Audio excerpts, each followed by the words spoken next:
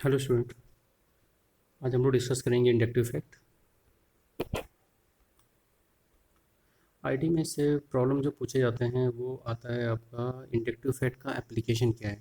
तो आज हम डिस्कस करने वाले हैं केवल इंडक्टिव फैक्ट, लेकिन नेक्स्ट क्लास में इसको डिस्कस करेंगे। इसका एसिड स्ट्रेंथ, यहाँ से प्रॉब्लम बनता है आपका।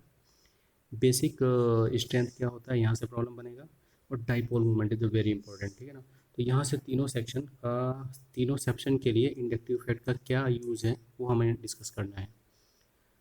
तो स्टूडेंट, नेक्स्ट वीडियो के लिए आप चैनल को सब्सक्राइब कर लीजिएगा, नोटिफिकेशन आपको मिल जाएगा अदर वीडियोस के बारे में। और इस चैप्टर के एंड में एक छोटा सा क्यूज़ है, मंथन क्यूज़ इसको बोला गया है। और ये आपको इस चैप्टर में जितना भी कॉन्सेप्ट डिस्कस किया गया है उससे रिलेटेड 5 या 6 प्रॉब्लम आपको डिस्कस करना होगा। तो उसका भी डिटेल आपको डिस्क्रिप्शन में मिल जाएगा ये। तो चलिए हम लोग डिस्कस करते हैं इंडक्टिव फैक्ट। इंडक्टिव फैक्ट क्या होता है, ये कोवलेंट बॉन्ड के अंदर, जैसे एक एग्जांपल आप ले लीजिए कि Cl और Cl के बीच में कोवलेंट बॉन्ड है। कोवलेंट का मतलब होता है एक एक इलेक्ट्रॉन का शेयरिंग। तो यहाँ पे जो शेयरिंग हुआ है, अगर दोनों एटम इक्वली पावरफुल हैं इलेक्ट्रॉन को अपनी साइड में अट्रैक्ट करने के लिए, तो इलेक्ट्रॉन का पोजीशन बिल्कुल मिडिल में दिखाई देगा, यानी कि बिल्कुल मिडिल में है, ना राइट साइड में ना लेफ्ट साइड में। तो अगर ऐसा नहीं होता, फॉर एग्जांपल कि अगर दोनों एलिमेंट अलग अलग इलेक्ट्रोनिगेटिविटी के होते तो क्या होता, ठीक है ना। तो फिर इलेक्ट्रॉन का जो शेयरिंग है, जो यहाँ पे आपने दिया है इक्वल, वो भी नहीं होगा। जैसे आप एग्जांपल ले लीजिए HCl, तो हमने Cl को रिप्लेस कर दिया H से। अब Cl ज़्यादा इलेक्ट्रोनिगेटिव है कंपेयर टू H, तो ये जो इलेक्ट्रॉन है, जो मिडिल में इलेक्ट्रॉन आपको दिखता था, अब वो मिडिल में नहीं होगा, वो अपनी जगह से स्लाइटली शिफ्ट हो जाएगा किसके साइड में, जो ज़्यादा इलेक्ट्रोनिगेटिव है। मतलब Cl का पावर अधिक है इलेक्ट्रॉन को अट्रैक्ट करने के लिए, तो उसके साइड में ये शिफ्ट हो जाएगा, स्लाइटली शिफ्ट होता है। जो स्लाइटली शिफ्टिंग जो होता है ना, उसको हम डेल्टा से इंडिकेट करते हैं। जैसे आप देख रहे हैं ना एच सी एल में क्या हुआ है, जो शेयरिंग इलेक्ट्रॉन है वो स्लाइटली मिडिल पोजीशन से टुवर्ड्स मोर इलेक्ट्रोनिगेटिव एटम, आपको Cl के साइड में थोड़ा शिफ्ट हुआ है, तो स्मॉल निगेटिव, और इसको हम स्मॉल प्लस बोल देंगे ये, ठीक है ना। तो थोड़ा सा मोर इलेक्ट्रोनिगेटिव के साइड में शिफ्टिंग को ही हम लोग क्या बोलते हैं, इंडक्टिव इफेक्ट बोल देते हैं। सिग्मा बॉन्ड में ऑपरेट होता है ये। इसी चीज़ को अगर हम लोग ऑर्गेनिक में देखेंगे ना, तो ऑर्गेनिक में आप समझिए कि Cl से आप कंपेयर कीजिए। ऑर्गेनिक में तो सब कार्बन मॉलिक्यूल होता है, और कार्बन का इलेक्ट्रोनिगेटिविटी हाइड्रोजन के इक्वलेंट ही होता है। अभी मैं आपको इसमें डेटा दूंगा और पता चलेगा कि दोनों में इतना कम का डिफरेंस है कि कार्बन और हाइड्रोजन में तो पोलैरिटी डेवलप होता ही नहीं है। डिफरेंस है लेकिन पोलैरिटी इसमें डेवलप नहीं होता है। तो जैसे आपने हाइड्रोजन को रिलेट किया है, ऐसे आप कार्बन को भी कोरिलेट कर सकते हैं कि कार्बन से अगर कोई ग्रुप अटैच है, जैसे यहाँ पे Cl अटैच था, ऐसे यहाँ पे कोई ग्रुप अटैच है जो कि कार्बन के कंपेयर में अधिक इलेक्ट्रो निगेटिव, या आप बोल सकते हैं कि इलेक्ट्रॉन अट्रैक्टिंग का पावर अधिक है, तो जो शेयरिंग इलेक्ट्रॉन है वो स्लाइटली शिफ्ट होगा टुवर्ड्स मोर इलेक्ट्रोनिगेटिव एटम, और उसी को उसने बोला है, जो स्लाइटली शिफ्टिंग को आप डेल्टा से इंडिकेट कर दीजिए। तो स्मॉल निगेटिव और उसका रिजल्ट स्मॉल प्लस कार्बन पे आपको दिखाई देगा। अब ये भी जितना भी आपने डिस्कस किया है उसके बेस पे हम लोग इंडक्टिव फैक्ट को डिफाइन कर सकते हैं कि भाई जो शेयरिंग इलेक्ट्रॉन है उसका इलेक्ट्रोनिगेटिव एटम की साइड में थोड़ा शिफ्ट होना ही इंडक्टिव फैक्ट होता है। आप HCl का एग्जांपल ले लीजिए, या ऑर्गेनिक कंपाउंड का आप एग्जांपल ले लीजिए, आप इसमें दिखाई देगा कि जो शेयरिंग इलेक्ट्रॉन है वो अपनी जगह से स्लाइटली शिफ्ट हुआ है टुवर्ड्स मोर इलेक्ट्रोनिगेटिव एटम। ये ठीक है ना। ये एक परमानेंट इफेक्ट है, ये हमेशा आपको दिखाई देगा, इसके लिए कोई एक्सटर्नल फैक्टर का रिक्वायरमेंट बिल्कुल भी नहीं है। इसका एक इफेक्ट आपको दिखता है डाइपोल मोमेंट। मैं फिर एक HCl का एग्जांपल ले रहा हूँ, आपको दिखाई देगा कि because of difference in electronegativity, chlorine पे स्लाइटली निगेटिव चार्ज डेवलप हुआ है और H पे स्लाइटली पॉजिटिव। तो ओवरऑल मॉलिक्यूल जो है आपको कुछ ऐसे दिखाई देगा कि एक एंड पे थोड़ा सा निगेटिव और दूसरे एंड पे पॉजिटिव।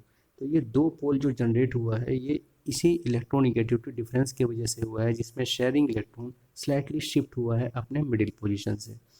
तो अल्टीमेटली एक डाइपोल डेवलप होगा, दो पोल डेवलप होगा, और उसको दिखाने का तरीका क्या है, प्लस के साइड से निगेटिव साइड में एरो लगा देना, और इसको म्यू से इंडिकेट कर देते हैं हम लोग। ये है आपका डाइपोल मोमेंट। इसको अगर लिखना है तो इसको डाइपोल मोमेंट आप लिखेंगे स्टूडेंट। तो नेक्स्ट, इंडक्टिव फैक्ट कितने टाइप का होता है, तो ये है इलेक्ट्रॉन को अपने साइड में अट्रैक्ट या अपने साइड से रिपल करने का पावर। जैसे आप दो एग्जांपल यहाँ पे ले लीजिए, एक एलिमेंट x है और एक एलिमेंट y। अब x एलिमेंट जो x है वो कार्बन के कंपेयर में इलेक्ट्रॉन अपने साइड में अट्रैक्ट करने का अधिक पावर है उसका, तो स्लाइटली निगेटिव, मतलब ये पावरफुल है। ये जो शेयरिंग इलेक्ट्रॉन होगा वो x के साइड में स्लाइटली शिफ्ट होगा, तो स्लाइटली निगेटिव आ गया। सोचो अगर उल्टा होता तो क्या होता, y जो है वो वीक है, यानी कि कम कार्बन के कंपेयर में उसका वीक है, या वाइस वर्सा आप बोल सकते हैं कि कार्बन अब की बार अधिक पावरफुल है, तो इलेक्ट्रॉन का अपोजिट डायरेक्शन में स्लाइटली शिफ्ट होना उसको बोलते हैं हम लोग, ये हो गया आपका माइनस आई इफेक्ट। इसी को माइनस आई इफेक्ट कैटेगरी में डाल देंगे और इसको हम रख देंगे प्लस आई इफेक्ट की कैटेगरी में। तो इस तरह से जो इंडक्टिव इफेक्ट है वो दो टाइप के हो सकते हैं, एक जो शेयरिंग इलेक्ट्रॉन को अपनी साइड में अट्रैक्ट करता है और एक जो शेयरिंग इलेक्ट्रॉन को अपने साइड से रिपल करता है, या वाइस वर्सा कार्बन ज़्यादा पावरफुल है इलेक्ट्रॉन को अट्रैक्ट करने के मामले में, तो दूसरा कैटेगरी ये हो जाएगा। ठीक है। अच्छा, सेकेंड इंपॉर्टेंट पॉइंट है कि जो इंडक्टिव इफेक्ट है ये इसका जो रेंज होता है बहुत कम होता है, मतलब वो कार्बन नंबर 1 कार्बन नंबर 2 तक ही इफेक्टिव रहेगा, उसके बाद इसका इफेक्ट ख़त्म हो जाता है। ये मैग्नेट की तरह वर्क करता है, ठीक है ना। तो बगल में होगा तो इसका असर दिखाई देगा, दूर होते जाओगे तो इसका असर मिनिमाइज होता चला जाएगा। तो चलिए, जो मेन इसको पढ़ने का जो पर्पज़ है वो है कि इंडक्टिव इफेक्ट कितने तरह का होता है, ठीक है, और वो ग्रुप या एलिमेंट कौन कौन से हैं जो इस कैटेगरी में आते हैं। तो पहला चीज़, जो भी आप कोई प्लस आई कैटेगरी में है या माइनस आई की कैटेगरी में है, वो उसको हम डिसीजन लेते हैं हाइड्रोजन के बेस पे, कि आपको क्या करना आता है, हाइड्रोजन के बेस, हाइड्रोजन से कंपेयर करना होता है कि कौन हाइड्रोजन से अधिक पावरफुल है और कौन हाइड्रोजन से कम पावरफुल है इलेक्ट्रॉन को अट्रैक्ट करने के पॉइंट ऑफ व्यू से। तो ठीक है, आप हाइड्रोजन से कंपेयर कीजिए, लेकिन जब ऑर्गेनिक आप पढ़ेंगे तो ऑर्गेनिक में आपको वही चीज़ कार्बन से कंपेयर कर सकते हैं प्रॉब्लम सॉल्विंग के लिए, क्योंकि कार्बन और हाइड्रोजन में डिफरेंस बहुत ज़्यादा नहीं है। आप देखिए, कार्बन का जो इलेक्ट्रोनिगेटिविटी है वो 2.55 है और हाइड्रोजन का जो इलेक्ट्रोनिगेटिविटी है वो 2.2 है। डिफरेंस कितना बनता है, डिफरेंस बनता है 0.35। और इतने डिफरेंस से प्रैक्टिकली जो है वो कंपाउंड में पोलैरिटी डेवलप नहीं होता है। मतलब अगर मैं कार्बन और एच की बात करूँ तो कार्बन एच में पोलैरिटी डेवलप नहीं होगा, बहुत कम डिफरेंस आपको दिखाई देता है। तो जिस तरह से आप हाइड्रोजन को रेफरेंस बना रहे हैं ऑर्गेनिक कंपाउंड के अंदर, आप कार्बन को रेफरेंस बना सकते हैं। तो कौन कार्बन से अधिक इलेक्ट्रो निगेटिव है या कौन कार्बन से कम इलेक्ट्रोनिगेटिव है, उसी बेस पे हम इलेक्ट्रोनिगेटिविटी को, इंडक्टिव इफेक्ट को हम दो कैटेगरी में डिवाइड कर देंगे। तो आइए पहले कैटेगरी को डिस्कस कर लेते हैं। एक होता है electron withdrawing effect, minus I effect बोलेंगे। कैसे कैसे इसको डिफाइन करते हैं कि कोई ग्रुप जो है अगर शेयरिंग इलेक्ट्रॉन को अपने साइड में अट्रैक्ट कर पाता है तो वही जो ग्रुप है वो आपका हो जाएगा ये इफेक्ट।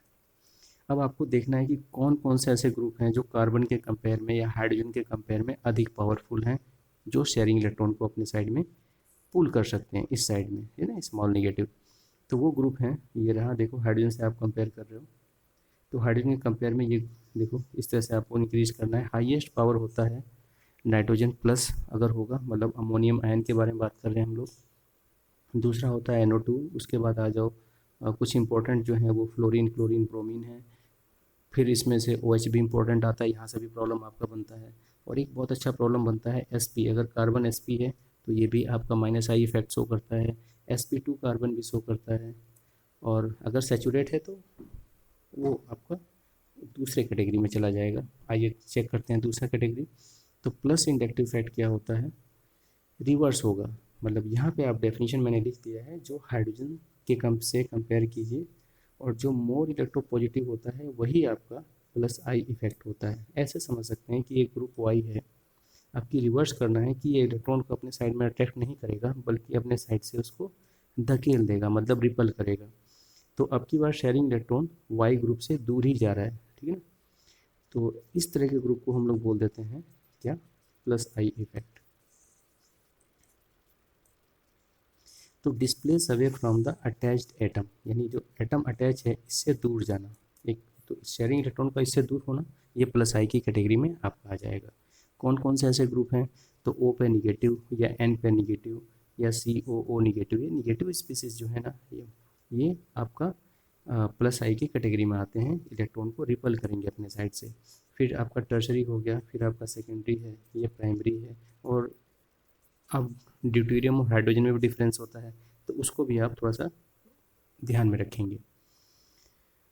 तो हमने जो मेन हमारा टारगेट था वो था कि आप प्लस आई के बारे में थोड़ा डिस्कस कीजिए, माइनस आई के बारे में डिस्कस कीजिए, इसके नेचर के बारे में। नेचर का मतलब है ये परमानेंट होता है, सिग्मा पे ऑपरेट होता है, और इसका इफेक्ट बहुत कम डिस्टेंस तक ही होता है। चार सभी पॉइंट को समराइज करते हैं तो पहला पॉइंट क्या हुआ, परमानेंट इफेक्ट होता है, मतलब HCl है तो आपको हमेशा ये पोलर दिखाई देगा, negative and and positive and, और इसमें आपको डाइपोल का डायरेक्शन आप देख सकते हैं, ये परमानेंट होता है, एनवायरनमेंट से कोई लेना देना नहीं है इसका। सिग्मा बॉन्ड में ऑपरेट करता है, आप देख रहे हैं इसको सिग्मा बॉन्ड में ऑपरेट किया है। डिस्टेंस बढ़ाने से इसका जो इफेक्ट है वो कम होता जाएगा। फॉर एग्जांपल ये Cl है तो Cl का जो इफेक्ट होगा वो यहीं पे होगा, डिस्टेंस बढ़ाते जाएंगे तो इसका इफेक्ट कम होता जाएगा और आगे इसका डिफरेंस लगभग ख़त्म ही हो जाएगा। तो ऐसा ऑब्ज़र्व किया गया है कि तीसरा या चौथा कार्बन के बाद इसका जो इफ़ेक्ट है वो लगभग ख़त्म ही हो जाता है। तो ये 4 पॉइंट आप याद करेंगे, आप इस ग्रुप से रिलेटेड एलिमेंट को याद करेंगे, ठीक है ना, और इसके बेस पे प्रॉब्लम सॉल्व करेंगे। तो मैं आपको सैम्पल दे दूंगा कि किस तरह से प्रॉब्लम पूछा जाता है या पूछने की पॉसिबिलिटी रहती है। तो चलिए एक प्रॉब्लम हम लोग सॉल्व करेंगे इसमें। देखिए यहाँ पे ग्रुप दिया गया है और इसमें पूछा गया है कि इलेक्ट्रॉन जो डिस्प्लेसमेंट होगा, because this group are different, ये अलग ग्रुप है, तो इसके वजह से डिफरेंस जो भी है उसके वजह से मुझे प्रिडिक्ट करके बताइए कि इलेक्ट्रॉन का डिस्प्लेसमेंट किस साइड में है। तो चलिए पहले में हम लोग चेक करते हैं, ये जो ग्रुप है आपको आइडेंटिफाई करना पड़ेगा कि ये ग्रुप किस कैटेगरी का है।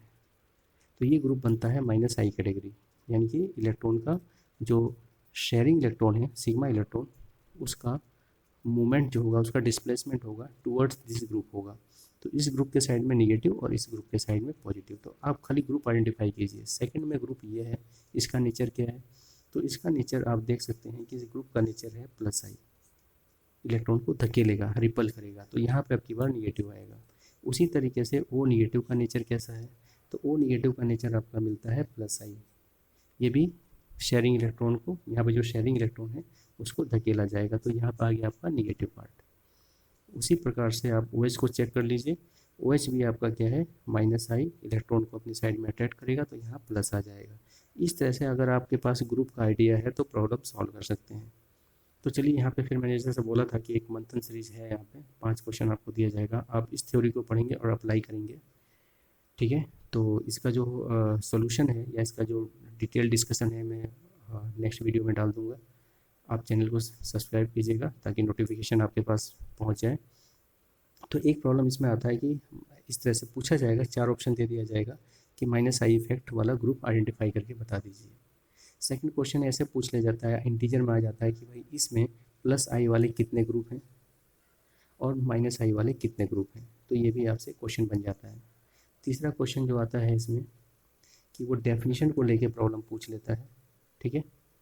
चौथा प्रॉब्लम है कि जो इलेक्ट्रोनेगेटिविटी है वो बेसिकली डिपेंड किस पे करता है, अगर वो ऑर्गेनिक मॉलिक्यूल है तो कुछ पॉइंट है जिस पे डिपेंड करता है, ठीक है ना, तो चेक करना पड़ेगा इसमें। उसके बाद ये क्या फैक्टर है पढ़ के देखेंगे आप लोग, प्रॉब्लम सॉल्व करेंगे। और सबसे इम्पोर्टेंट कि ग्रुप के बारे में आइडिया होना चाहिए। यहाँ तो मैंने एक आंसर आपको दे दिया है, इसी तरह से मैं औरों का आंसर भी आपको मैं एक्सप्लेन करके मैं बता दूंगा। तो यहाँ पे +I का आपको ऑर्डर पूछा गया है कि अगर ग्रुप आपको आइडिया है तो उसको ऑर्डर में लगा दीजिए, कौन अधिक पावरफुल है।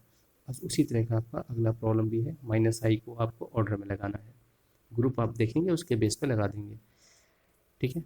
और एप्लीकेशन ऑफ इंडक्टिव इफेक्ट से रिलेटेड प्रॉब्लम है, ठीक है, जो मैंने स्टार्टिंग में बताया था कि एसिड बेस और डाइपोल को हम डिस्कस करने वाले हैं। और ये एक छोटा सा अलग प्रॉब्लम है लेकिन आप ट्राई करेंगे, इलेक्ट्रोफाइल और निक्लोफाइल, क्योंकि इसके बाद तो यही चैप्टर है तो इसको ट्राई करेंगे। जैसे मैंने ये एक आपको सरप्राइज क्वेश्चन दिया है। और अगेन फिर what is the inductive effect और ग्रुप आइडेंटिफाई कीजिए। तो आप क्या करेंगे, चैनल को सब्सक्राइब करेंगे ताकि मैं इसका जो आंसर जो है इसका आपको नोटिफिकेशन तुरंत मिल जाए, ठीक है ना। तो स्टूडेंट ये था इंडक्टिव इफेक्ट के बारे में बेसिक इन्फॉर्मेशन। इसी के बेस पे हम लोग डिसाइड करेंगे कि एसिडिक स्ट्रेंथ, बेसिक स्ट्रेंथ और डाइपोल। तो थैंक यू स्टूडेंट।